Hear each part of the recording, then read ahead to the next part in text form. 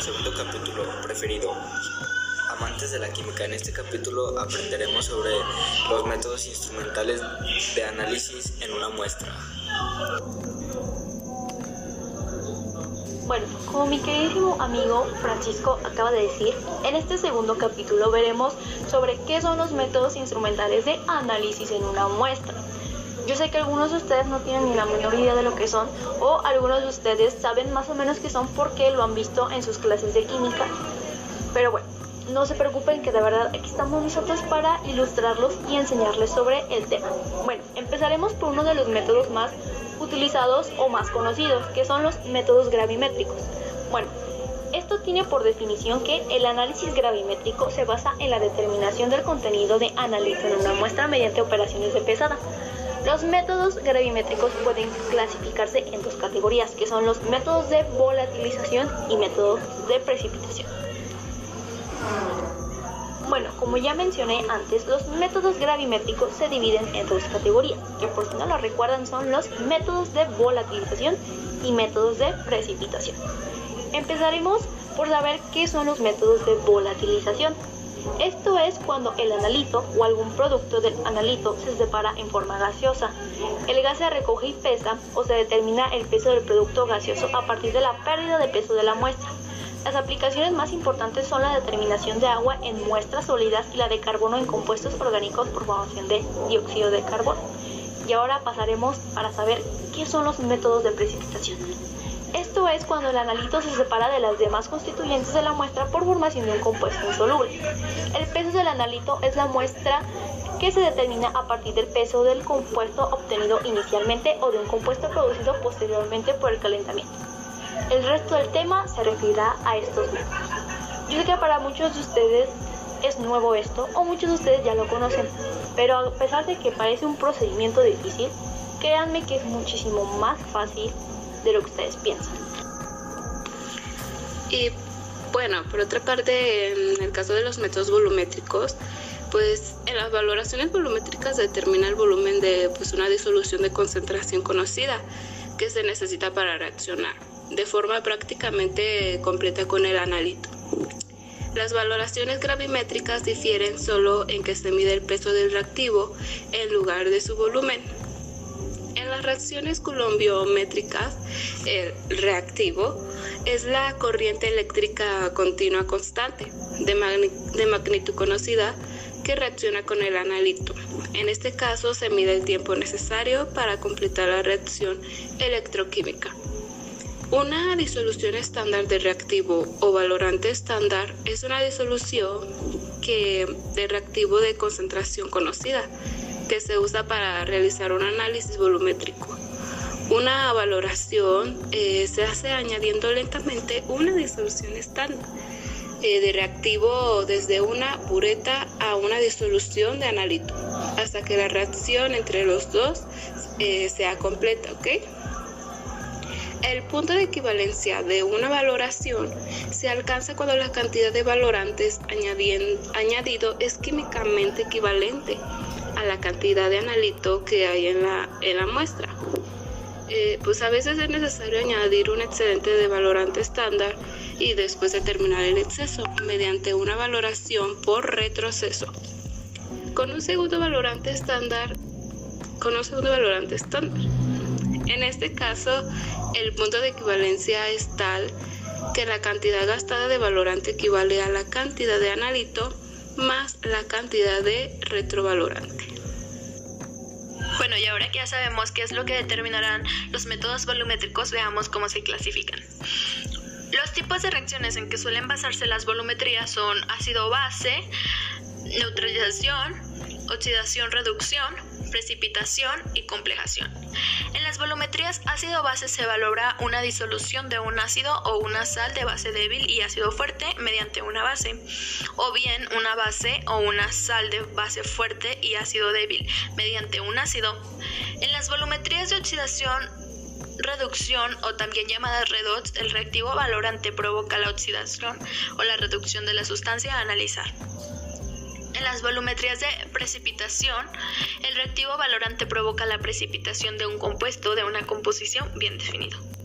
Y por último, en las volumetrías de complejación, el reactivo forma un complejo con la sustancia a analizar. Si aquel es una sustancia complexona, en la volumetría se denomina complexometría. Métodos físico-químicos. Se utilizan en muchas aplicaciones. Una de ellas es para el control de contaminantes, ya sea en su forma sólida o líquida, como polvo y aerosoles, mediante el uso de sedimentadores gravitacional, separador centrífugo, ciclón, filtro de tela y precipitador electrostático. Para el control de compuestos gaseosos, tales como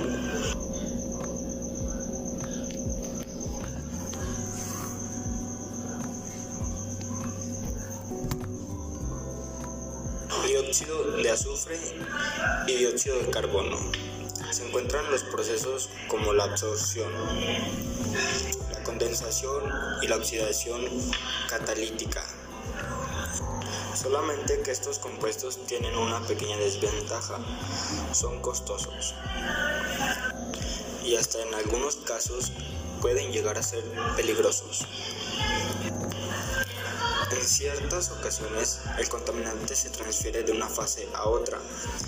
En estos puntos, en ocasiones se necesita un gran consumo de agua, energía y combustibles, lo que lleva asociados altos costos de instalación y mantenimiento.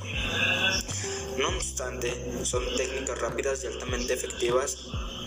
En algunos casos, constituyen la única opción para el control de ciertas emisiones.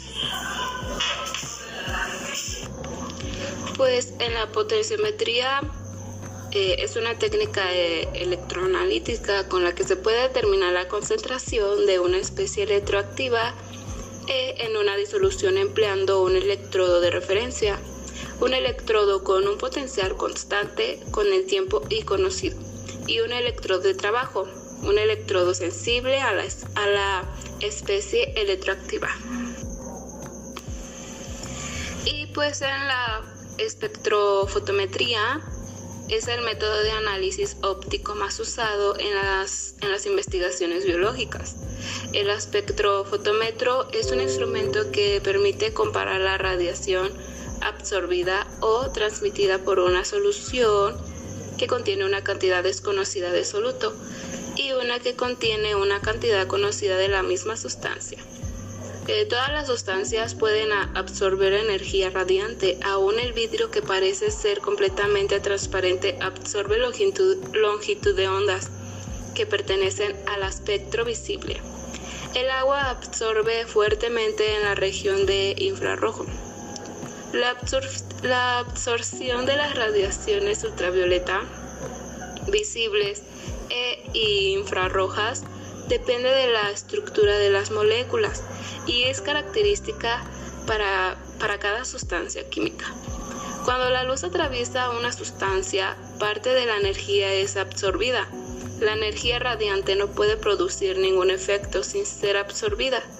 El color de la sustancia se debe a que estas absorben ciertas longitudes de onda de la luz blanca que incide sobre ellas y solo dejan pasar a nuestros ojos aquellas longitudes de onda no absorbidas. Bueno, con mi querida amiga Miriam ya les habló sobre dos de las categorías de los métodos físico-químicos, que fueron la potenciometría y la espectrofotometría. Ahora les voy a hablar sobre la cromatografía, que es otra de las categorías importantes de los métodos físico-químicos. Así que vamos a ver qué es la cromatografía. Bueno, la cromatografía es un conjunto de técnicas basadas en el principio de retención selectiva, cuyo objetivo es separar los distintos componentes de una mezcla y en algunos casos identificar esto si es que no se conoce su composición. Las técnicas cromatográficas pueden ser muy variadas, pero en todas ellas hay una fase móvil que consiste en un fluido, ya sea un gas, un líquido o fluido supercrítico, que arrastra a la muestra a través de una fase estacionaria, que se trata de un sólido o un líquido fijado en un sólido. Los componentes de la mezcla interaccionan de distinta forma con la fase estacionaria y con la fase móvil. De este modo, los componentes atraviesan la fase estacionaria a distintas velocidades y se van separando. Después de haber pasado a los componentes por la fase estacionaria y haberse separado, pasan por un detector que genera una señal que puede depender de la concentración y del tipo de compuesto. Con esta maravillosa información terminamos el capítulo 2 de esta miniserie. Espero de antemano que les sirva de mucha ayuda en sus clases de química.